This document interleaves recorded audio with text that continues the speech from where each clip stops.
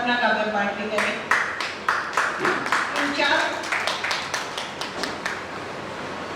चार पंक्तियों से उन्हें आवाज देती हूँ कि ज़हरे जुदाई आसान नहीं है पीना, ज़हरे जुदाई आसान नहीं है पीना, यार सीखना है तुम्हें तन्हा भी जीना, यार सीखना है तुम्हें तन्हा भी जीना, जिंदगी बहुत मुश्किल कर देती है दुनिया, झगड़ के नहीं तुम होंगे नायाब नगीना।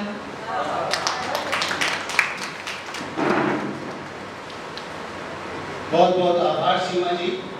अध्यक्ष महोदय से आज्ञा चाहूंगा।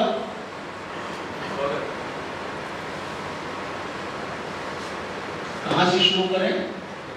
कार्यक्रम का जो प्रथम सत्र था वो सम्मान में था। सुधाश्री सम्मान पिछले 2012 से दे रहे हैं हम।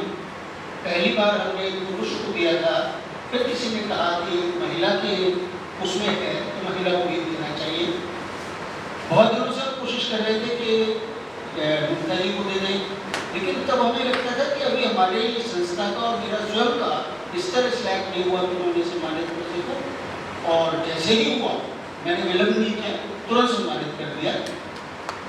बहुत सारे शेर ऐसे होते हैं जो जिंदगी में बहुत फायदा या नुकसान कराते हैं। मैं दो शेर आपके सामने बता रहा हूँ। अब शेर तो वही है, आत्मा उसकी वही है, डिलीवर हुई है, लेकिन किस जगह पढ़ा गया इस पे। अब एक जगह एक सज्जन शरारत कर रहे थे और कतई भी, जैसे हमारे वाजपेयी जी 100% इस योग्य है कि शरारत करें, वो नहीं थे मेरे हिसाब से। अब मेरे से कहा गया कि इनकी शान में कुछ पढ़ो। अब मुझे समझ ही नहीं आया कि इनकी शान में क्या पढ़ूं, जब मेरा अंतर गवारा नहीं कर पाया इनकी शान में पढ़ने के लिए। तो मैंने ये शेर पढ़ा कि न पीने की अदा न बहकने का शऊर, न पीने की अदा न बहकने का शऊर, कैसे कैसे लोग चले आए हैं हटकाने में। अब इसके बाद हुआ इसका नतीजा ये कि एक पेड प्रोग्राम करने वाले थे वो, जिसमें कि मेरा नंबर सबसे पहले था। वो पता लगा उन्होंने कार्यक्रम रद्द कर दिया सिर्फ इसलिए कि शेर उनकी इच्छा ना हो। इसी तरीके से एक दानिश जलपौरी साहब का शेर है, बहुत मशहूर शेर, आपने सुना होगा कि या तो कबूल कर, या तो कबूल कर, वरना छोड़ दे मुझे तन्हा मेरी तन्हाइयों के साथ। तो कोई मुझे सुधारने के प्रयास में था, उन्होंने कहा कोई शेर पढ़िए। मैंने ये वाला शेर दानिश जलपौरी साहब का दाग दिया, तो उनको ये महसूस हो गया कि भाई ये बंदा सुधरने वाला नहीं है। तो उस शेरों की तासीर ऐसी होती है। अब इन्होंने, सीमा जी ने मुझे डबल आदेश दिया है, संस्मरण प्लस वो। तो शायरी की संदर्भ में बता रहा था कि पहला परिचय तो वाजपेयी जी से ही हुआ था, लेकिन मुझे याद आ रहा है कि 2013 या 14 की बात है, शायद हैबिटेट सेंटर था जहाँ पे ये इनका सम्मान हुआ था, 2013-2014 समथिंग लाइक दैट। तो वहाँ इनका 1 घंटे का कविता पाठ था। तो सारे ही शेर लाजवाब थे, लेकिन जो शेर आपको कनेक्ट कर जाता है, आप जिन हालातों से गुजर रहे होते हैं, अगर वो शेर कोई दूसरा पढ़ रहा है तो लगता है ये तो मेरा है। तो कुछ इस तरीके का था शेर आपका, पूरा याद नहीं, कि अदब से बात कर माहू तेरी, अदब से बात कर माहू तेरी। तो ये शेर मुझे बहुत अच्छा लगा जी, बेटे में तेरी माहू। और ये शेर मैंने अपने साहबजादे को बहुत बार सुनाया, बहुत बार सुनाया, इतना सुनाया कि आज वो मेरे कार्यक्रम में नहीं आता, लेकिन आज वो पहली बार मेरे कार्यक्रम में आया। तो ये तो संस्मरण हो गए। अब सीधा सीधा जैसा कविता पाठ का आदेश है ऐसा करता हूँ। प्रारंभ में हल्की फुल्की रचना है, इसके बाद मैं अपने तीवर पे आ जाऊंगा। उमंग जी आपको समर्पित, क्योंकि बाकी जगह मुझे खतरा महसूस हो रहा है। आप काफी उदार महिला हैं कि आपसे प्यार के काबिल हो गए जो हम कभी, संभावना नहीं है कि आपसे प्यार के काबिल हो गए जो हम कभी, जिंदगी जन्नत में होगी, जो जहन्नुम है अभी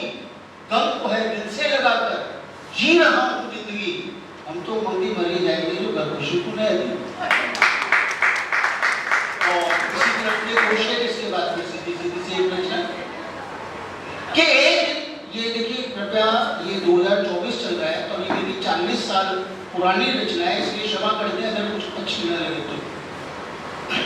कि एक दिन कहने लगे प्रवीण हम तुमसे सिर्फ तुमसे प्यार करते हैं, सारी दुनिया में सबसे ज्यादा तुम पे यकीन करते हैं। हम मान बैठे, लड़के बड़े भोले भाले होते हैं, सही में मान जाते हैं। हम मान बैठे कि सच में करते होंगे, हमको मालूम न था विवेक जी, हमको मालूम न था तकिया कलाम है उनका, हर रोज किसी एक से यही कहते हैं, हर रोज किसी के और अब सीधी सीधी से रचना कि एक ईश्वर मेरा है, एक ईश्वर मेरा है, एक ईश्वर आपका है। मेरी समझ का ईश्वर, मेरी समझ का, आपकी समझ का ईश्वर, आपकी समझ का। यहां तक तो सब ठीक ठाक है, यहां तक तो सब ठीक ठाक है, पर समस्या तब आती है जब मेरी समझ का ईश्वर तुम्हारी समझ के ईश्वर के आगे से तो खड़ा हो जाता है। उन स्थितियों में न तुम रहते हो, न मैं रहता हूँ, ना ही रहती है मेरी निजी समझ और ना ही रहती है तुम्हारी निजी समझ। हम लोग तब्दील हो जाते हैं एक शख्सियत से भीड़ में, और भीड़ भी कैसी अनियंत्रित मदमस्त आती थी जो बहाती बढ़ाती चली जाती है, चली जाती है, चली जाती है। और ये तो थी समस्या। अब अपने बुद्धि के हिसाब से इसका मैंने हल देने की कोशिश करी है कि अगर बचना है इन स्थितियों से तो उन नाजुक क्षणों में बचा के रखे सिर्फ अपनी निजी समझ और छोड़ दे मेरे और अपने ईश्वर को, उन दोनों के हवाले वो स्वयं फैसला कर लेंगे क्या है बनाना, क्या है बिगाड़ना। मेरी समझ का ईश्वर, मेरी समझ का ईश्वर। और एक अंतिम कविता जो कि यहाँ पे 2-4 लोगों को प्रिय है, इसके बारे में कि मैं शब्दों का जादूगर हूँ, मैं शब्दों का जादूगर हूँ, जादू अपना तुम्हें दिखा दूँ। मैं शब्दों का जादूगर हूँ, जादू अपना तुम्हें दिखा दूँ। जादू करने की ये विद्या सीखी मैंने गुणीजनों से, जादू करने की ये विद्या सीखी मैंने गुणीजनों से और अपने आदरणीय पूर्वजों से, और अपने आदरणीय पूर्वजों से। और क्रिकेट के माध्यम से कहने का प्रयास है कि पिच कैसी हो, बॉलर कैसा, मैच का हो परिणाम भी कैसा, जब भी मैं सीमा रेखा, जब भी मैं बैटिंग पर आऊं, हर बॉल को सीमा रेखा के पार, हर बॉल को सीमा रेखा के पार कराऊं। और जब बॉलिंग पर आऊं, दिखे नहीं संपूर्ण ब्रह्मांड में कुछ भी, देखिए केवल 3 ही विकेटें, तब तक तीनों को ध्वस्त न कर दूं, तब तक मैं विश्राम न करूं। तो सर इसमें आपको मेरी साहस की या आत्म प्रशंसा की झलक दिख रही होगी, तो मैं उसको संतुलित करने के लिए बताता हूँ कि एक ही व्यक्ति जीवन में अलग अलग स्थितियों में बहादुर और कायर दोनों हो सकता है। तो मेरी कायरता का बखान सुनिए।